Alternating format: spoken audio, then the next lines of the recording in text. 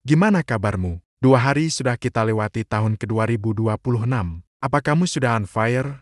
Siap fighting untuk masuk lebih dalam lagi di tahun ini? Jujur, kita nggak pernah tahu ending hidup kita di tahun ini bakal seperti apa. Tapi satu hal yang pasti, jangan sampai kita goyah, takut, khawatir, apalagi ragu. Tema renungan kita hari ini sangat meyakinkan, tetap percaya walau hidup lagi nggak sesuai ekspektasi. Mari kita mulai dengan doa. Tuhan, di saat hidup kami terasa tidak sesuai dengan rencana dan harapan kami, tolong kami untuk tetap percaya padamu. Amin. Teman-teman, Yakobus 1 ayat 2-3 bilang begini, saudara-saudaraku, anggaplah sebagai suatu kebahagiaan apabila kamu jatuh ke dalam berbagai-bagai pencobaan, sebab kamu tahu bahwa ujian terhadap imanmu itu menghasilkan ketekunan.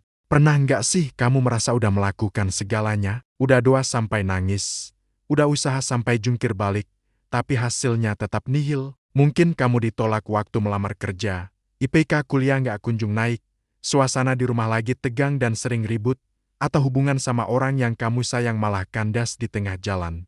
Nah, justru di titik-titik terendah seperti itulah iman kita sering diuji habis-habisan. Rasanya kayak mau nyerah aja, kan? Tapi penting banget untuk kita pahami, ujian yang datang itu bukan tanda Tuhan jahat atau nggak peduli sama kita. Sama sekali bukan. Ujian itu adalah sebuah proses pendewasaan iman. Lewat masalah, Tuhan sebenarnya lagi membentuk karakter kita. Dia nggak cuma fokus ngasih hasil akhir yang instan, tapi dia mau kita jadi pribadi yang lebih kuat, lebih sabar, dan lebih bijaksana. Karakter itu jauh lebih berharga daripada sekadar hasil yang kita mau. Coba bayangkan sebatang emas. Emas nggak akan jadi murni dan berkilau tanpa melewati proses pembakaran dengan api yang sangat panas.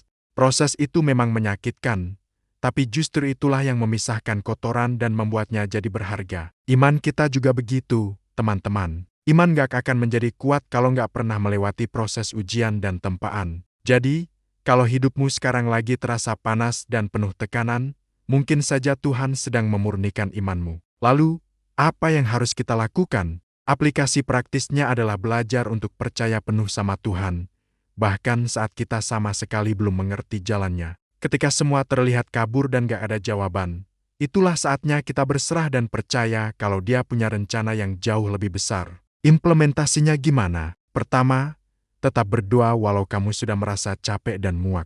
Jangan berhenti bicara sama Tuhan, ungkapkan semua perasaanmu, bahkan kalau itu rasa marah atau kecewa. Kedua, jangan pendam sendirian. Coba cerita ke mentor rohani atau teman seiman yang kamu percaya. Mendengar perspektif mereka bisa memberikan kekuatan baru dan membantumu melihat dari sudut pandang yang berbeda. Tantangan buat kita semua hari ini. Jangan menyerah hanya karena satu musim hidupmu terasa sangat berat.